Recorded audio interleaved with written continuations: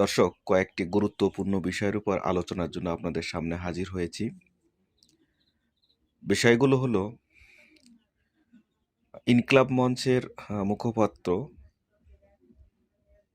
শরীফ ওসমান হাদীকে হত্যা করার জন্য গুলি করা হয়েছে, গুলিবিদ্ধ। এখন সংকটাপন্ন অবস্থা, আগে থেকে উন্নত, কিন্তু এখনো প্রাণ ফিরে পায়নি।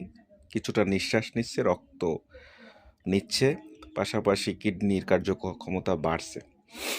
যাই হোক, আমরা আশা করি ইনশাল্লাহ সে ফিরে আসবে। পাশাপাশি তারেক রহমান সাহেব 25শে ডিসেম্বর উনি বাংলাদেশে আসছেন এবং এই হত্যা নিয়ে চলছে কাদা ছোড়াছুড়ি।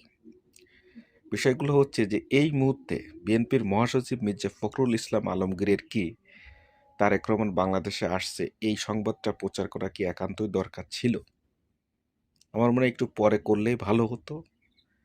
পাশাপাশি এই হত্যা নিয়ে আওয়ামী লীগের, ছাত্রলীগের লোক, কেউ বলছে বিএনপির লোক, কেউ বলছে জামাতের সাদিক কায়েমের সাথে এর সঙ্গে জড়িত আছে।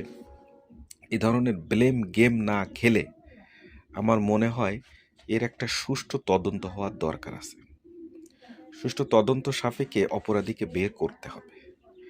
তা না হলে আজকে স্বতন্ত্র প্রার্থী ওসমান হাদীর উপর হামলা হয়েছে, কালকেরে হয়তো যে আমাদের প্রার্থীর উপরে হামলা হবে তখন দোষ দেবে বিএনপি, বিএনপির প্রার্থীর উপরে হামলা হলে তখন দোষ দেবে জামাত, আবার উভয় প্রার্থীর উপর যদি হামলা হয় দোষ দেবে আওয়ামী লীগের।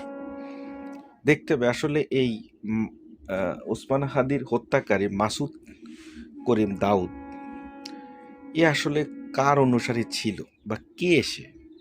দেখা যায় যে বিএনপির আইন বিষয়ক সম্পাদক কায়সার কামাল একে জামিন দিয়েছে, জামিন করিয়েছে 17 লক্ষ না 20 লক্ষ টাকার বিনিময়ে।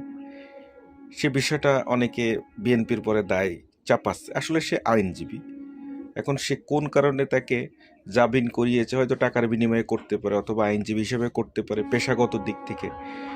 আমরা মনে করি যে ওসমান হাদীকে যে বা যারাই হত্যা করুক, এই দাউদ, মাসুদ করিম দাউদ এ কোন দলের অনুসারে এটা বের করা উচিত।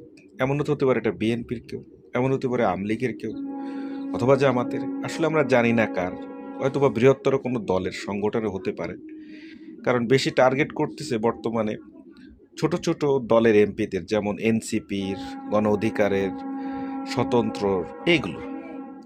আমরা চাই দ্রুত এই হত্যাকারীকে গ্রেপ্তার করা হোক এবং আইনের সর্বোচ্চ ব্যবহার যেটা আছে, বিধিমালা, সেটা ব্যবহার করা হোক। আর বিএনপিকে অবশ্যই এই ওসমান হাদীর পরিবারের পাশে দাঁড়াতে অনুরোধ জানাবো, যেমন